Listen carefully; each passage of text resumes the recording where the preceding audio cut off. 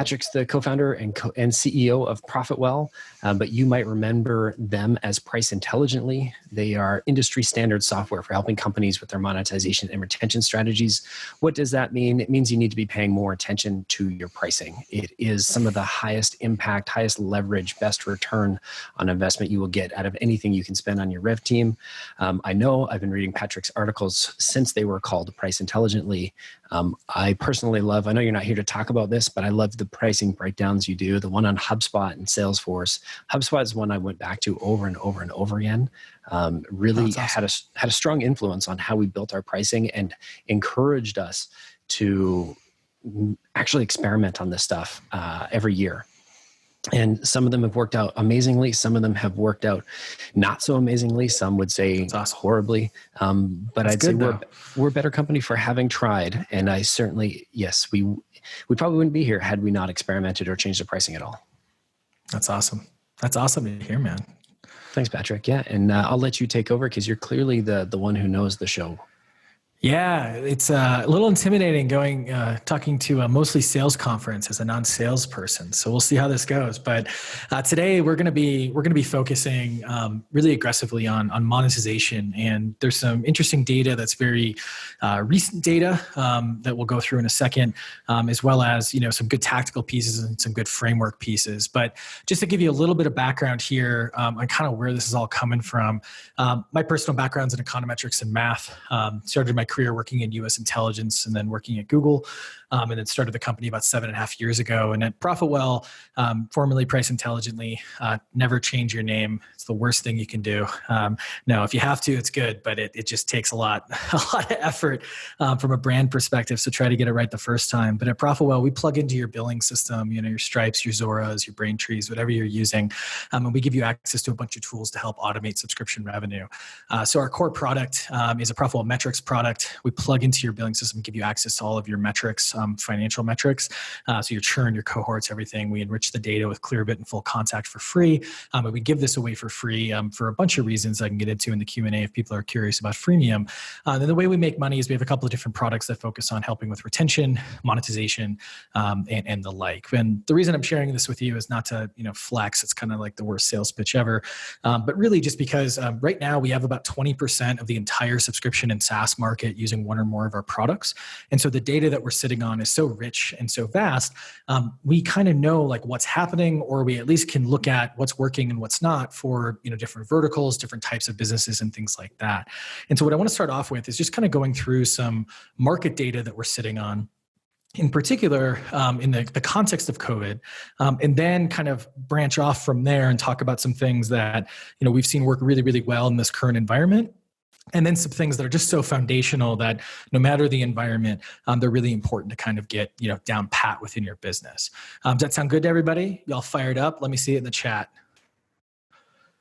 I will sit here until someone says something in the chat. All right, here we go. All right, so first up, this ProfitWell index. So basically what we ended up doing is we took all of the companies that were sitting on ProfitWell, we aggregated the data, and basically the goal was, what was the impact of COVID, especially in B2B, which most of you are? What was going on with overall growth? So we took all these companies, we cleaned out all the outliers, we did a bunch of different things.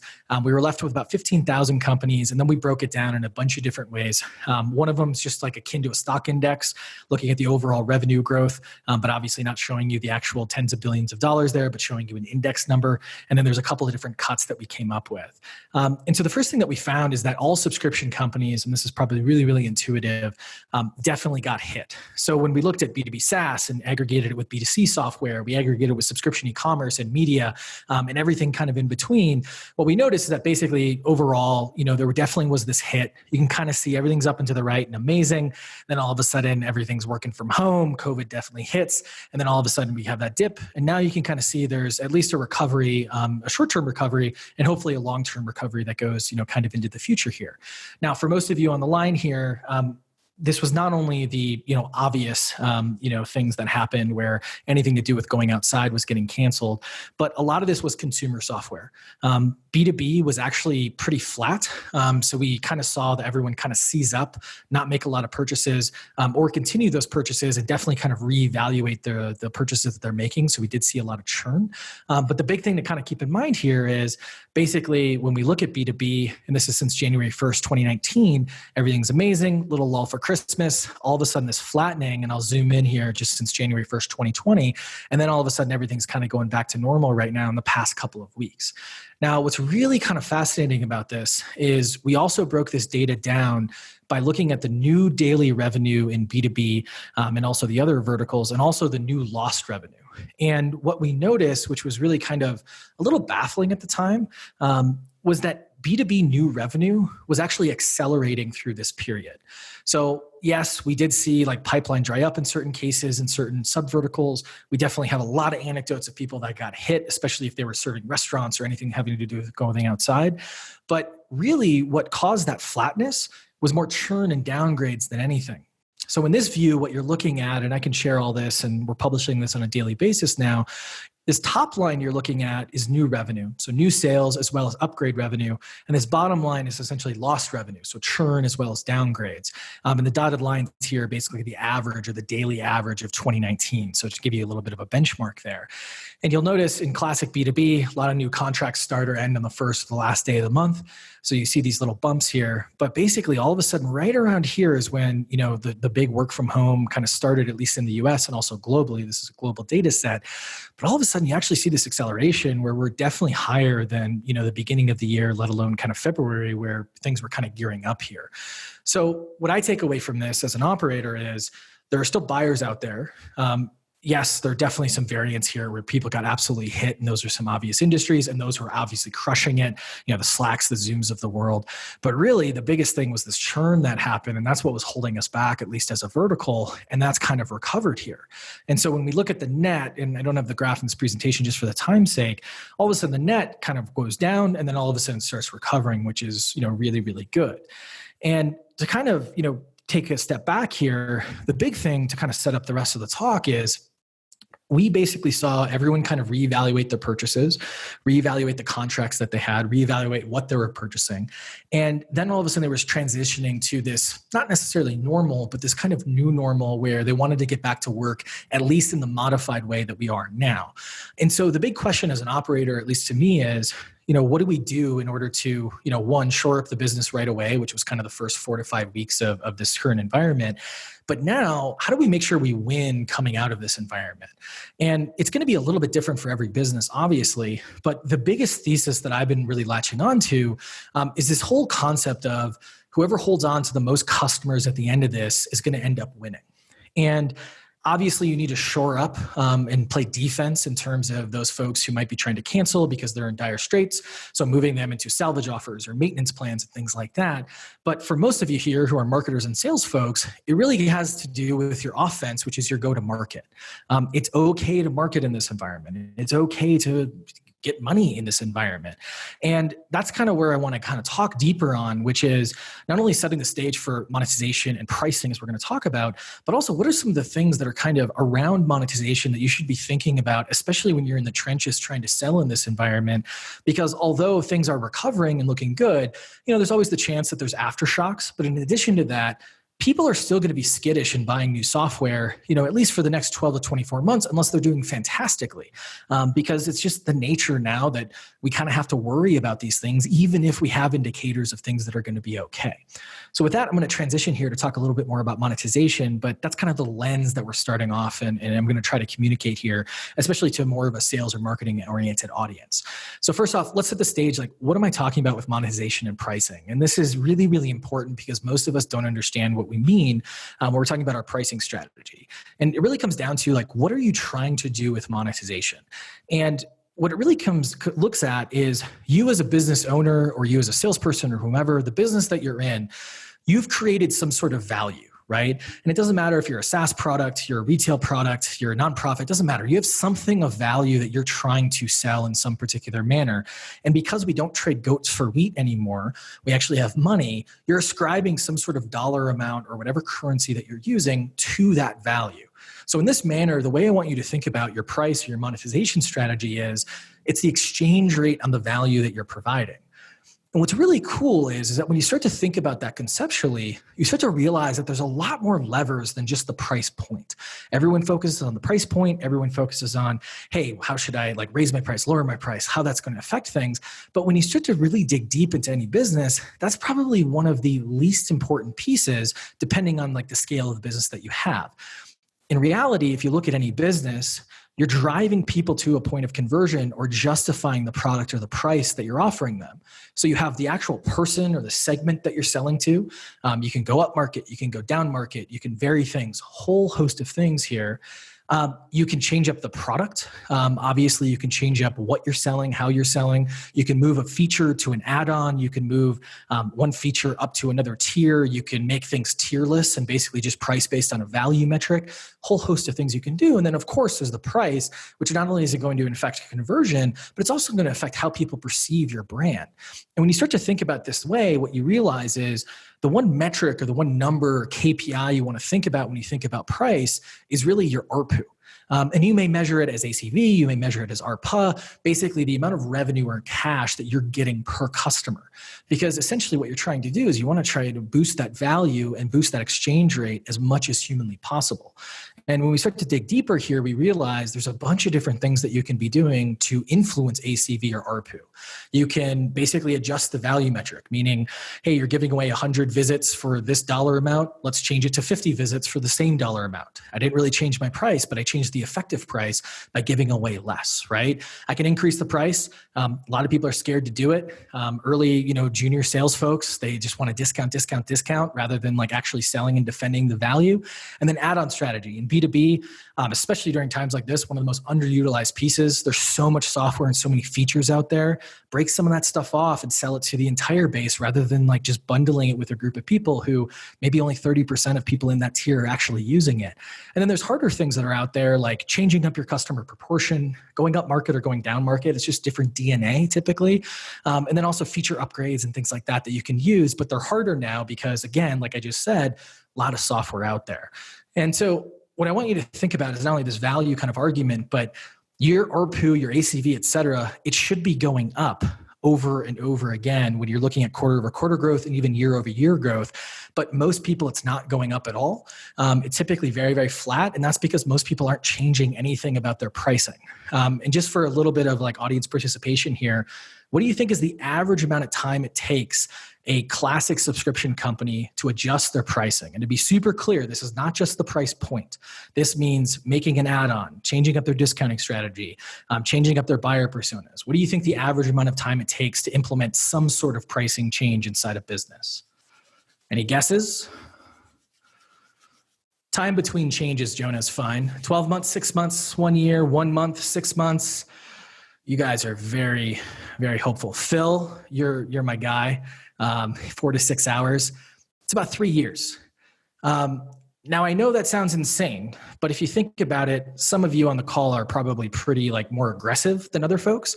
But we're looking at all subscription companies, and it's one of those things where people are very, very scared to change anything because all of a sudden, the sales folks are, complaining, oh, we don't want to change the price, these types of things, which happens a lot. I'm just trying to be honest here. Marketing's like, oh my gosh, I got to get product involved. Engineering, sometimes they don't even have the right billing system. So they're like, oh, it's going to take us, $40,000 to $60,000 worth of engineering cost to change up the pricing rather than just buying a $10,000 a year billing system. But the thing you got to realize here is more pricing changes correlates with higher ARPU. And put another way, when you focus on improving something, whether it's weight loss or your ARPU or whatever it is, you're going to make changes that hopefully adjust it. And as Colin was saying at the get, sometimes those changes are going to go down and you're going to mess things up. But that's what then you adjust, right? And to give you some data to kind of defend this, What you're looking at here is about 3,000 different subscription companies. This top line here is basically those folks who are changing something about their monetization every quarter. Next line down is every 6 months. Next line after that is every year. And the bottom line is where most folks are, which is every 3 years. Now, if we slice that by age of company, normally the younger companies are a lot more apt to change things up more quickly. So I want to be really intellectually honest about the data. But it's one of those things where it still means that there's a lot of things you have to adjust, and it's not just that price point.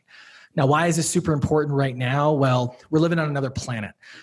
Acquisition, you have to be good at selling. You got to be good at go-to-market just to survive now. You used to be able to just grow your entire company based on that, because from 2001 to 2015, you were getting a brand new marketing or sales channel every single quarter. Now we haven't had a new major marketing channel since 2015, and that was Snapchat, which is not really applicable to a lot of folks. And what's basically happened is all these features and all this functionality and all these competitors have come up where it's just a very noisy and dense market. So we've had to get better and better at acquiring customers just to keep that baseline. But if we don't focus on our monetization and greater our retention, what ends up happening is we don't get that hyper, that really fast growth that we're looking for. And here's some data to kind of support that.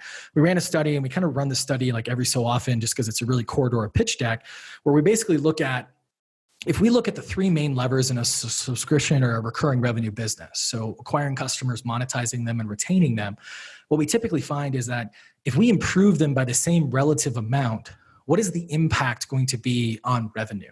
So if you improve your leads by 1%, your conversion volume by 1%, basically anything having to do with your acquisition by 1%, you'll typically see about a 3, maybe a 2% boost in your actual revenue.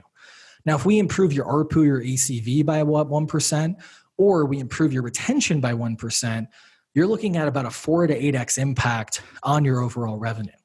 Now, a couple of caveats. Of course, improving your acquisition 1% is so much easier right now, even with the dense market, than making changes to your ACV or even making changes to your retention. Those are harder things to do. But if we really evaluate how much time and how much effort, typically it's about half your P&L is being, or half of the expense side of the P&L is being spent on acquiring customers.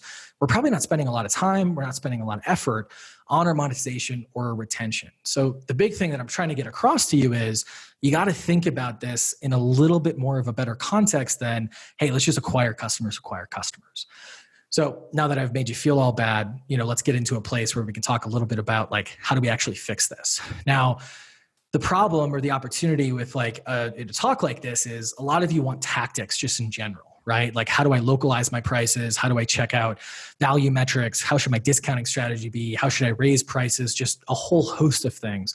But the big thing that we got to kind of focus on is that really the strategic part is kind of how you win in the long run, because you need a framework, kind of like Colin was saying, of at least how we're simply going to test these things, see how they do, and so on and so forth. So I'm going to try to balance this with some really good tactics, especially those that I think are really relevant right now, and then some things that are going to give you some strategic bits. And I can always share a book we wrote and a couple of other things that everyone can jump into when they want to go a little bit deeper. So first up, the really big thing from a tactical perspective is thinking about your value propositions as well as the customer profile that you're going after. Now, I know this sounds super, super pedantic, but I don't think a lot of marketers or sales folks realize how important the messaging is to the value perception of your customer. So just to give you an example, we run these studies every so often, not only for our content, but also for our actual customers using our pricing software, where we'll put together kind of a generic baseline description of a product. So I could take a sales enablement tool, describe it in a very basic manner, then using some methodologies that we've developed and some that are open source as well, I can go out to a group of target buyers and I can collect willingness to pay data on them, likelihood to buy, these types of things. Now, if I take that same product and instead of describing it generically, I then describe it with different value propositions and then ask those same questions, I can start to figure out, hey, does this value proposition boost value or likelihood to buy more so than this value proposition? Now, in March of 2019, so about a year ago, we did this with the sales enablement product, and we did a bunch of different value propositions and positioning. And what we found for the sales enablement product is that when you described the product in the sense of, hey, this product makes you more money, it boosted basically likelihood to convert relative to the control by about 20%. And this whole concept of saving you costs, that basically still boosted relative to the control, but by only about 10%. That's the lighter green bar here. Now, 2 weeks into work from home, We ran this exact same study to the letter and with almost identical audience, basically wanted to measure like how things changed. And essentially, this is what happened, right? Now, this was 2 weeks into COVID, or into kind of the work from home of COVID. All of a sudden, obviously, people were super, super cost conscious. And we're going to run this again just so we can kind of see like what's it look like 8 weeks later. But the big thing I want to keep in mind is your value props do matter. They do impact things. And if your SDRs, your specialists, however you're defining that team, aren't changing up the copy of how they're going out to people, and then you as an AE or as a salesperson or running a sales organization aren't making sure that you're constantly thinking about that positioning, it's one of those things that can actually sink you really, really quickly, because you're not necessarily boosting the value in the right way, and you're just generically approaching these different segments in things that might not be relevant anymore. Now, the other thing here, and this is probably more obvious than anything, is the verticals that you should target have obviously changed. And this is a really, really big thing. I don't think enough people have really evaluated the core of their ideal customer profile hasn't probably changed, but kind of the things around it have probably changed pretty dramatically. And just to give you some data on this, these are the folks that are winning. Most of this is super obvious. Things like VoIP, anything having to do with changing someone over to working from home is up. Learning and development is up. Subscription fitness, obviously not involving the brick and mortar store, is up. And there's a whole host of other verticals that are doing well, but this is just a point to, hey, like make sure you're evaluating this. And the best advice I got from Roberge was basically like, get on the next 30 sales calls. You as a CEO, just listen to what's going on. Make sure your head of sales is on there as well. And just make sure you're listening to how they're reacting to things and what's going on. And you're redoing that customer development very much in real time, because we're going to have to hunker down, but a lot of these like mindsets are going to persist throughout the next 12 months, even if the economy's back on track really, really quickly. Now, I'm going to get you a little bit more tactical in a second, but just to kind of take a beat on the strategic side, when we talk about monetization, basically everything comes down to measuring value. And the best way to do that is use what's called value-based pricing, which you probably heard about, but you read some Forbes article that was like, price based on value. And you're like, well, what in the world does that mean? They're like, just price based on value. And you're like, okay.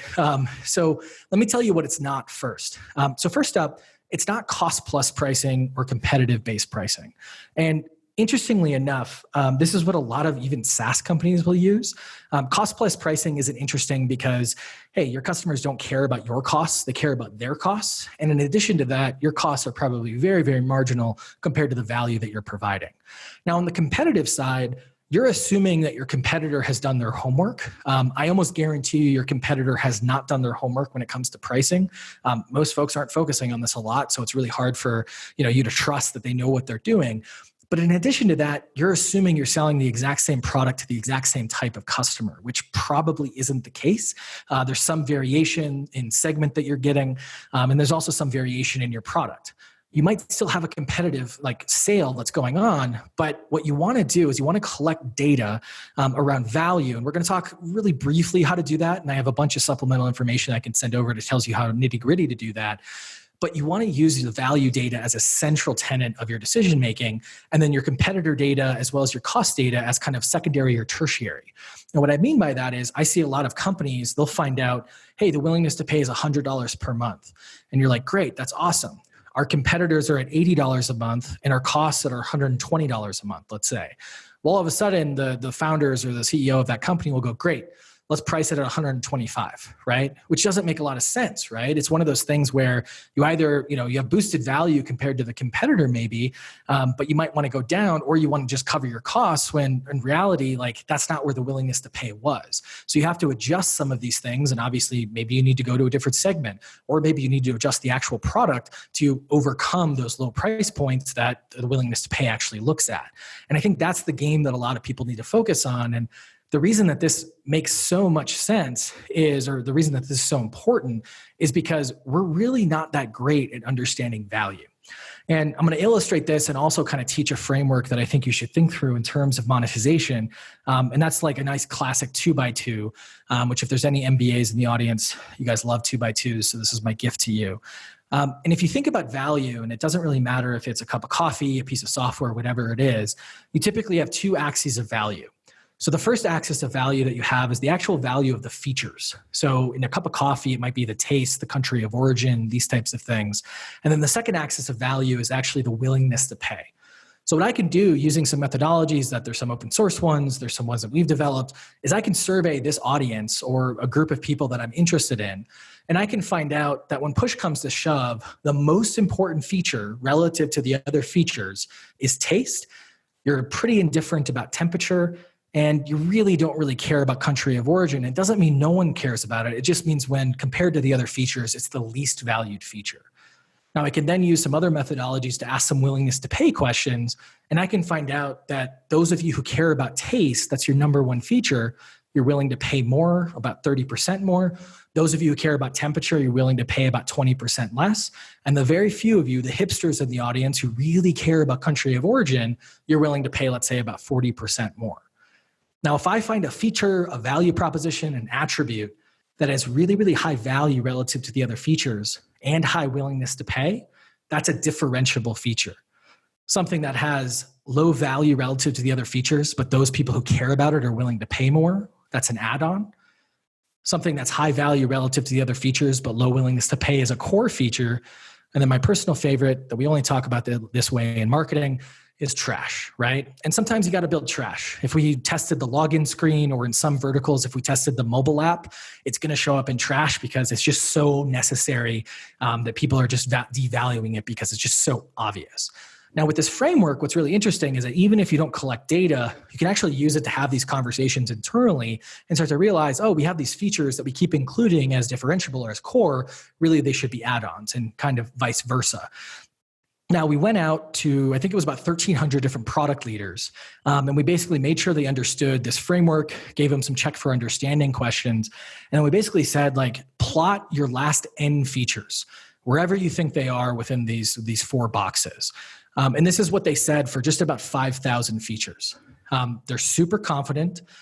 They are one of those, like, I don't think I've ever met a product leader who's not confident, but they're really, really confident in what they're building. But we then went out to about 1.2 million different customers of these products, and using the methodologies we've kind of developed, which again, there's some open source versions that you can use, we basically measured actual willingness to pay, we measured actual relative value of features, and this is what the customers actually said. And so the reason I wanted to show you this is not because it's kind of funny, because yeah, your product leaders are, sometimes arrogant about what they think is really, really important, but because what we've noticed is that this divide has actually gotten bigger and bigger and bigger over time. And it's because a lot of us aren't really doing our research into value. We're not really understanding what is the driving thing that's boosting willingness to pay by this amount, or that's really like the value of the product. And that's because, the past 10, 15 years, we've been so focused on shipping things faster because that was the name of the game. And the things that we should ship were super, super obvious, right? If you're building a CRM, 10 years ago, you kind of know what your first 6 months to 18 months of your roadmap is going to look like, right? Whereas now there's just so much product and things can be shipped so much quicker that it's not hard to ship. It's always hard to ship the right thing, but it's one of those things where value is very, very differentiated here because there's so much out there. And to kind of bring this home, the reason that this should be so scary, especially for your job, is if you're not really sure who you're driving or what's important to them, it makes this whole funnel really, really complicated because it makes it difficult to make sure you're selling to the right type of customer. It makes it difficult that, for you to talk about the right things that are actually going to boost value. And you end up having to be one of those AEs or those sales organizations that kind of guesses and checks over the course of 3 years to really start nailing things and figuring out why are those really good reps doing well and those really poor reps doing not so well. So I think that's the big thing to think about is we need to properly measure value. And I know that it's like, yeah, go give me the whole playbook. And if we had another half hour, I certainly would. But I think it really comes down to making sure that you're setting up essentially the right, not only testing mechanism, but also the right research part of your organization. And I can share a book we wrote on this that goes deeper on this, but it doesn't have to be super, super complicated. You don't need a lot of money. You don't need a lot of time. You just need basically intention to actually fix this. And what we typically recommend is just running a modified version of, the scientific method where you go out, you collect data from your target customer, who you think your target customer is, basically put that through some statistical models. You can make them super complicated. Even having some anecdotal or qualitative information is much, much better than nothing. And then you quantify those buyers or those personas that you go after. And then you earn your paycheck and basically figure out, hey, these are the folks that we should be going after. These are the value propositions we should be using, because it's not always going to be black and white. There are some things that are going to be super obvious in the data, but oftentimes what ends up happening is you end up finding that some of the data is, we could go in either direction. Let's just pick based on the other data that we have. And so I know that's a little bit of a teaser. I've talked a lot about this. I could send you some recordings and obviously the book, but it really comes down to talking to those customers in the right way and doing the right type of research. So I hope that I've provided some value here. For those of you who are a little aggravated that we can't go super, super deep into a framework here, I got 2 more tactical things. One that's going to aggravate you, and one that I think is going to help you a lot. I think they're both going to help you, but I think one you're going to want to fight me a little bit. At least some of the more seasoned sales leaders in the in the call here today. And that first piece is, let's talk about discounts for a second. Discounting, I think, is one of those things that is really, really powerful if used properly. It's more of a scalpel than a sledgehammer, as they say. And I think in a lot of organizations, especially in the context of COVID, it's been like, hey, discount, discount, discount. And I think you have to use it in the right way. And I think you can use it in the right way. And maybe you're going to be a little bit more generous than you would normally. But I think a really, really big thing to think about is kind of globally within your company is smashing the discount mentality a bit. And again, I'm not saying don't discount. I'm just saying that you need to use them a little bit more targetedly than you're doing right now. And here's why. Here's what I want to kind of show you.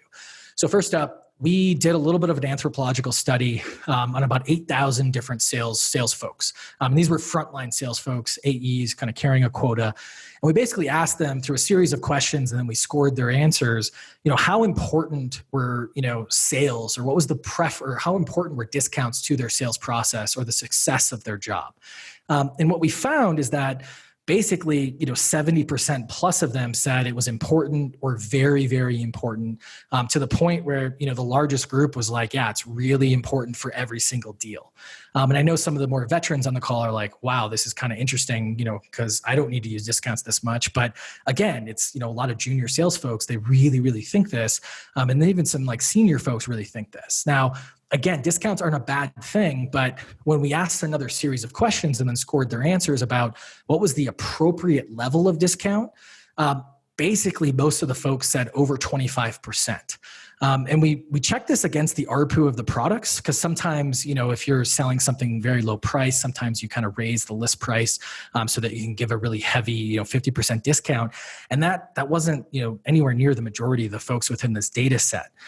And this isn't necessarily bad, but I think the thing you have to realize, and most of the veterans really realize this, is that those customers who receive a discount, they typically churn at a higher rate than those who don't. And here's some data to support that based on about 6,500 different companies and the customers within those companies. And the skew is a bit more B2B than D2C. But what you're looking at here is that basically along this bottom axis, you're essentially seeing the level of discount that the customer received, and then you're seeing churn rate. And so you can see it's like one of the strongest correlations we have in all the data that we publish. And I think the big thing you got to think about is, yes, a little bit of a discount to kind of get things over the line. But what you're doing with a discount is you're lowering the activation energy to basically get that person to convert.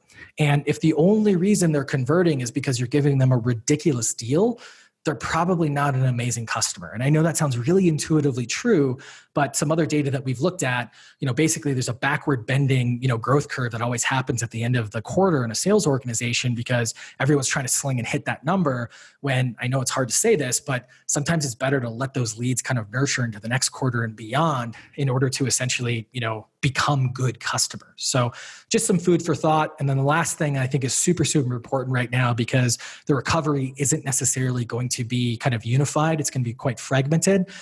Make sure you're localizing your pricing.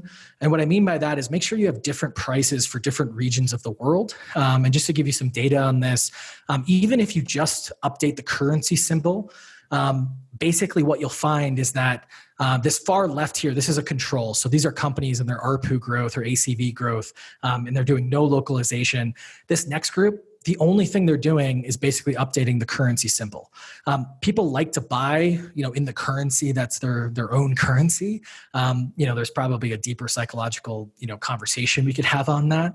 But then the rest of this group, these are people who are actually changing the price depending on where the lead or where the company is coming from that they're selling to. And the main reason for this is that willingness to pay for the same products are very, very different depending on the density of the region that you're selling into, as well as, the purchasing parity of that particular region as well.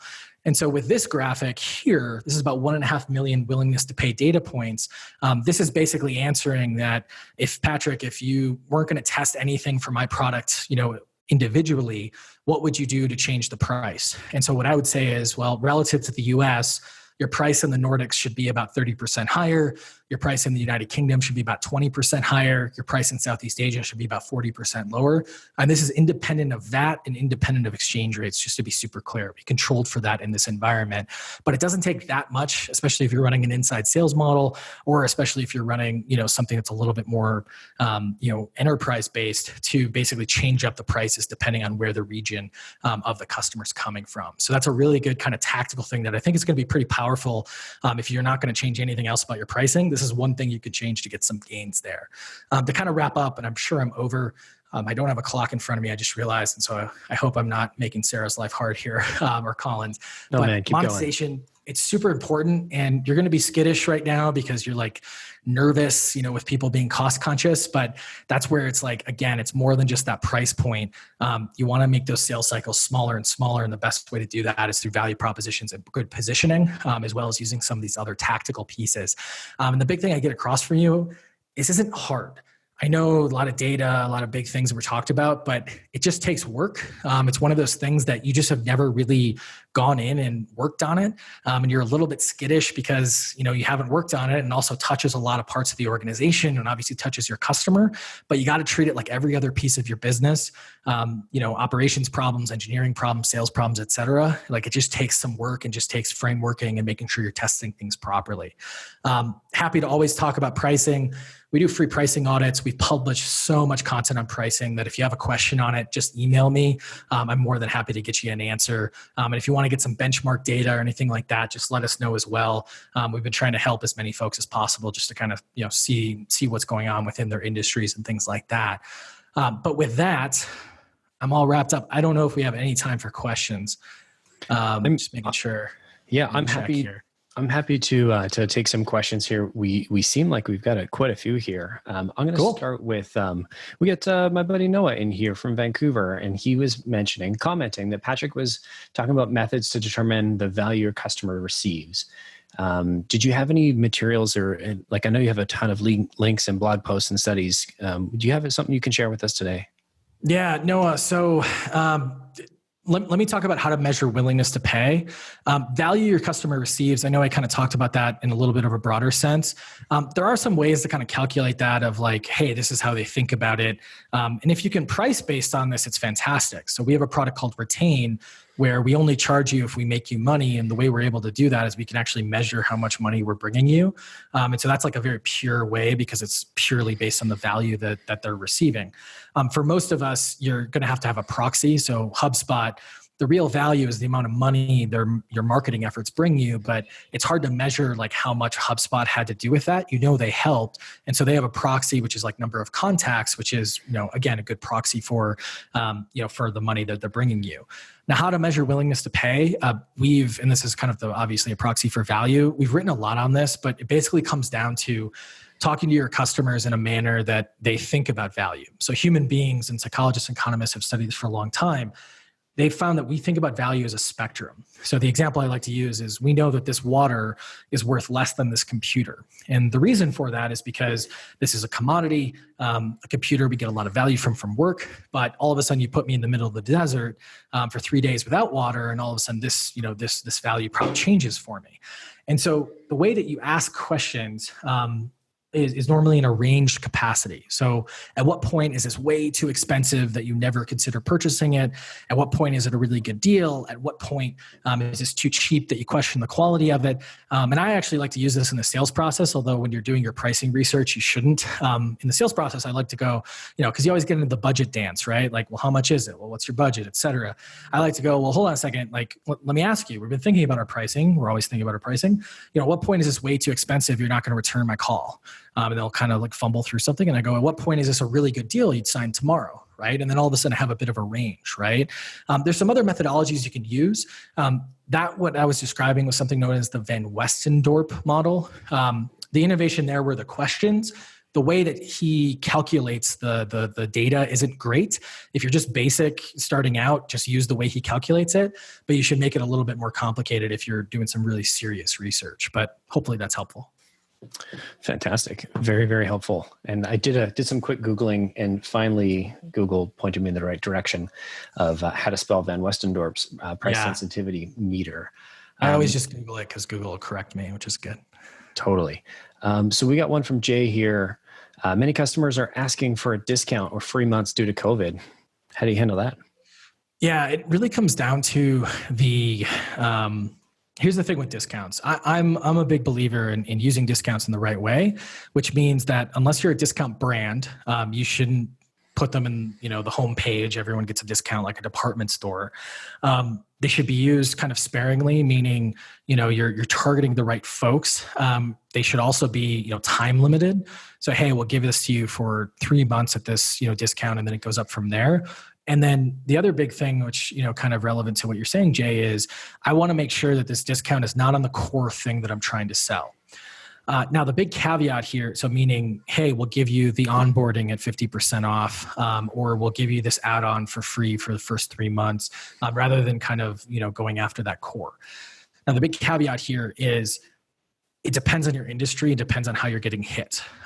If I'm looking at, serving the restaurant world, I'm just trying to get as many customers as possible. So it might actually be better just to give free months, as you're suggesting, so I gain that good brand and goodwill than trying to nickel and dime them when they're down, right? But if I'm selling to just like Johnny or Jane, SaaS company that's like not doing well, not doing poorly, I might give some of those discounts that I was just describing, but I'm probably not I'm trying to defend that value a little bit. And then if I'm like a crucial piece of someone's business and they're not hurting, like an AWS or something like that, unless I want to do some sort of brand campaign that's going to get me goodwill, I'm probably not going to discount at all, right? And so it's less about like should and shouldn't. It's more about, are you going to get the right thing? I think that some brands that I think are in spaces that were getting hit, they basically said, we're going to give away the product for the next 9 months. If someone can prove that they've been hit by COVID. Other folks, they're going after incumbent customers and they're saying, hey, we're going to buy out your contract for this incumbent product, which means, hey, you got 9 months left on that contract and you want to come to us? Cool. Let's do it today and we'll give you the next 10 months for free. So you got to use them in the right way. And I think it's one of those things that, try not to make it very COVID related unless that customer's hit with COVID, because a lot of people are using it to basically, get people to, how do I put it? Like just get people to like lower their prices right now. Beautiful. Follow on to that. Who's doing pricing well in the B2B SaaS space right now? Ooh, good question. I think that I try not to talk about like the big dogs because, it's kind of like they had a lot of things going for them. But there are some big dogs that are doing it really well. And I'll talk in two categories. There's two companies that are doing really well with push pricing is what I like to call. That's like Salesforce and Front. So Front is kind of the messaging product. It's like a inbox replacement, if you will, and then Salesforce, obviously Salesforce. Now with these pricing, what they do is they're very, very optimized to push you up, different tiers. So what I mean by that with Salesforce, and this is what I rag on them a lot, even though we're Salesforce customers, is, you get the API in one tier, but you get 0 API calls in that tier unless you move up to the next tier. And for those of you who don't know, an API without API calls is useless. It doesn't make any sense. So I can hook it up to HubSpot, but you're not going to transfer the data to HubSpot unless I like move up to another tier, right? And Salesforce is able to do that because it's Salesforce, right? And if you look at their pricing page, it looks like, you know, you need it almost like a key to a map because there's so many different pieces, right? And Front, I think, does this really well because they basically have taken those pieces and they've kind of used them not in the core aspects. So basically, like they kind of look at it, well, everyone's going to use the API, so we're just going to give that away to everyone. But there's only a segment that's going to use, you know, this feature or that feature, and we'll push those people up. Now, in terms of pull pricing, these are folks like Slack, right? So Slack is very much like, hey, start using this, and it's free until it gets annoying. And then when it gets annoying, like it's at this price. And they've done this really well where they're not chasing $10 a month, $20 a month. They're chasing, you know, minimum of $250, $300 a month, which is a really, really good place to be in. And then it's like, hey, if you don't have like a, you know, chief compliance officer or a COO cares about, you know, certain things, like you don't need to jump up to the next tier at all. Everything else is included. The minute you need all those fancy, you know, role permissioning features and provisioning features, then you jump up, right? But you're already willing to pay for it because it's something that's really important to you. And so I think if I was starting, you know, and I'm in a business right now, but if I was starting a brand new business or changing pricing on any business, I'd want to be more pull pricing a little bit more than push because we typically see the, you know, the growth rates in those businesses typically higher unless you're, you know, kind of going after a very, very broad problem like Salesforce is or Front is. So those are a couple of examples I think are worth kind of talking about and why. Perfect. And one last one, Patrick, here. We've got a couple that were sort of around a similar, so I'm going to try and group them. But basically for a young SaaS company that is just kind of getting their feet under them for SaaS pricing, you know, you'd sort of alluded to, you know, it's very easy for the sales team to be very soft on pricing. Yeah. And so what do you recommend for, like, how do they get their standardization in so they can get away from this sort of discount hell that a lot of us sort of end up in? Yeah. Well, I mean, so the easiest way to do this, and with our price intelligently product, which is, you know, much more enterprise, you know, we've had to do this over the past, you know, 7 years where just make sure there's like a calendar invite on the calendar every quarter, every 2 months, every month, however high frequency you want this, where you just readjust, you know, kind of some of the pricing controls, if you will. So for example, like you might put a floor, meaning, hey, you can't sell this product for anything underneath this. And you might have a little pricing calculator. And if they want to sell it for underneath that, they have to come to you, right? And it's good to have a little bit of looseness in the early stages if you're not like a you know, high flywheel touchless type product, because your sales team, especially your best salespeople, they're going to be going out and like actually getting higher, you know, price points because they're chasing that quota or they're chasing, you know, that cash basically. And so you want to give some flexibility here, but don't always just protect the downside. Give some accelerators on the high side and keep it loose. And then just every quarter, every month, however you want to do this, just start to, you know, based on those learnings, you know, kind of constrict, you know, some of those pieces and then standardize over time. One of the worst things you can do is just have anarchy in your sales team because, you know, it depends on how strong your sales leader is. If you have a really strong sales leader, like he or she just won't let that happen because, you know, they know that there's multiple levers besides, you know, just more customers. There's also, you know, the ACV of those customers. But sometimes you just don't have a strong salesperson and you want to just make sure that you're standardizing as much as possible. And we even see this in big organizations. It's just, hey, our, you know, discounting floor was at, or ceiling was at 20% before you had to get VP approval or something like that. We're going to lower that now to 15, right? And that just effectively increases prices and increases the ARPU without even changing anything that's customer facing. So hopefully those are some good tips there. I think it's just nothing rocket science-y. Just make sure that you're revisiting it. And if you just think about your pricing once a quarter, like I guarantee you're ahead of the game in front of a lot of people. I can't come anywhere close to competing with Patrick's level of knowledge around pricing. But I have a fair amount of experience with salespeople. And to build on what Patrick just said there, the simplest way is just to say no. Yeah. If your salespeople keep coming to you asking for discounts, you start saying no, they're going to they'll eventually, you know, figure out that, okay, I need to sell around this. But if they know that you're going to say yes every single time, then coming to you for a discount is going to always be the easiest path. Well, and I think that's a huge thing, right? I think it's one of those pieces where, It's hard. I'm not saying it's easy to say no, right? That's a really hard thing to do, especially when you're like, oh, I got to get my quarter, I got to get my number, these types of things. But you're 100% right. It's just having some of those constraints, having them for a little while, evaluating if they work, and just iterating from there. Very well said, Patrick. Really want to thank you so much for coming on the show. I'm so used to wrapping up a podcast. I know. Yeah. I like that. It's hard. I've got one last thing for everybody. I just wanted to, we actually had Lavinia. She built alongside with Kenny, our outbound validation service. And she recorded a little video about it. Hang on a sec.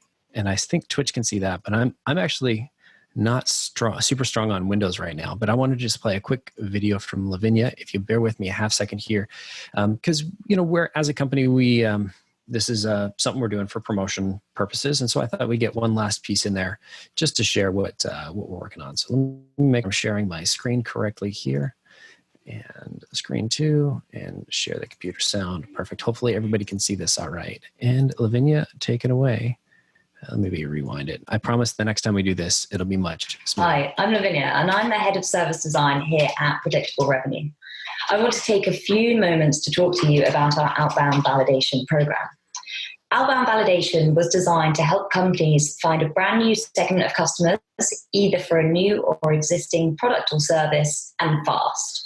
We help you avoid the costly mistake of embarking on an ineffective outbound strategy by adopting a highly scientific approach to testing exactly who that segment is and what you need to say to them to start a sales conversation. To find out more, head over to the Predictable Revenue website, or feel free to reach out to me directly via LinkedIn or the Summit Slack community. Perfect. Thanks for bearing with me there. I thought that was an interesting one to play, just because we were talking about sort of the spirit of testing and getting everything going. One of the things that we've been really doing a lot of lately is that sort of messaging testing, especially like you said with COVID, and testing out that the value props have changed. Value props have changed, so has messaging. And we picked up on what you were putting down, maybe not quite as early, but we made some big changes to how we started positioning and repositioning our products. And we used to have this like huge market validation program where we said, okay, it's going to be 3 months and this huge weighty service, and we're going to answer it like we're going to do 40 tests. And what we're hearing from the market was actually we needed something a lot quicker value. We needed something that's going to help us understand what our messaging is and really help turn around and see what's changed in the marketplace recently, so we can have an impact on our sales playbooks next week. So we repositioned the product, and not just the pricing of it, but the product, the actual product mix and the structure of it. That's awesome. Yeah. Anyway, thanks everybody for hanging out so I could get my promotional spot in. Patrick, really loved having you on the live event. We'll definitely love having you back. If anybody's looking to get in touch or find out all these great ebooks and everything, what's the best place for them to check it down? Just Patrick at ProfitWell.com. I get back to everybody. And again, if you have a question on something specific, we've probably written something on it. So don't be afraid to send me this is my business, here's everything that's going on. Like, what do I need to do with this? We can always respond and kind of rock from there. Right on. I will attest he is very responsive to questions like that, because I have sent him a few over the years. So thank you so much for coming on the show, Patrick. Yeah, thanks, man. We'll see ya. Yeah, I got you. You're fine. You're fine. I got it. It is your show. It's a very big show. We'll just go from there. Very big, long show, and we are at the very end. So, all right. See you, everybody. We'll see ya. All right. See you, Patrick. Hi, Patrick. All right. Sarah, you still there? I'm here. All right. Join me and say goodbye to everybody. Wow. End of the first day already. What a nice day. Can't believe it. This went super well. Yeah, it was super fun. So many, such variety and kind of the value that people brought. And it was, so amazing. I feel like I just took in waves of information all day, and I need to sit and meditate on it and let it settle now. Totally. I find watching some of these, I'm taking notes, and I'm like, oh no, I need to be participating in the panel. Yeah. So if you're on Twitch, you might've seen my screen flashing a couple of times, because I'm jumping back into Google Docs so I can jot a few things down. If you're on Twitch, if you're in Zoom, if you're in contact with us however, in any way, we'd love to hear from you. This is our first virtual conference. We took a bit of a risk in trying to do this on Twitch. It seemed like it's going pretty well. I had fun doing it. So But that's not all that matters. We want to hear from you all. How did we do? What can we do better? What do you want to see next time? This is definitely something that we are going to be doing at least again, if not regularly. So how can we make it better? I really see our position here as, using, leveraging Aaron's network to bring on all these awesome speakers, so that we can give you access to their information and basically help figure out how to stack growth channels, like Dan Martell was saying. I feel super lucky to have had the opportunity to talk to Patrick and Dan and Jeremy and people like this fairly regularly, or not regularly, but an intro through Aaron, and all of a sudden I'm on a call with somebody like Patrick, and not everybody has that network. And so we wanted to use this as a platform to share that access and provide value in every way we can. And so, we see this as us in service of you. And so if there's a way that we can sort of wrap this up that's a little bit better, that's going to, better accommodate, I'd love to hear from you. So there's the Slack channel. There is, I think it's ownyourgrowth.slack.com, something like that. The link is all over the place. But if you check out growth.predictablerevenue.com, it's most definitely there. Sarah, anything in closing? I don't know. It was a great day. Great. So grateful to everyone who was on the Twitch stream. So grateful to everyone who attended all of the different talks. Grateful, of course, to all of the speakers who came and shared so much invaluable information. It was great for our team to kind of take the chance, and then also for everyone else to take the chance on this actually being a decent event as well. So thank you all for kind of trusting this risk that we took. And we hope that you were as excited about today as we were, and hope that a bunch of you are coming back to see some more talks tomorrow. Fantastic. I couldn't have said it better myself. Sarah, thanks for being my co-host today. I know I kind of butted in on this one. I was like, no, honestly, I don't think I knew how much I had agreed to. And now the thought of doing this all by myself, I was like, what if I need to sneeze? Like, I don't even have time. I'll just have to hold it till 4. When am I going to have lunch? Exactly. So no, it was great. Glad to have you. Right on. Well, thanks so much. Thanks to everybody who hung out with us, and we'll see you all tomorrow. See you tomorrow.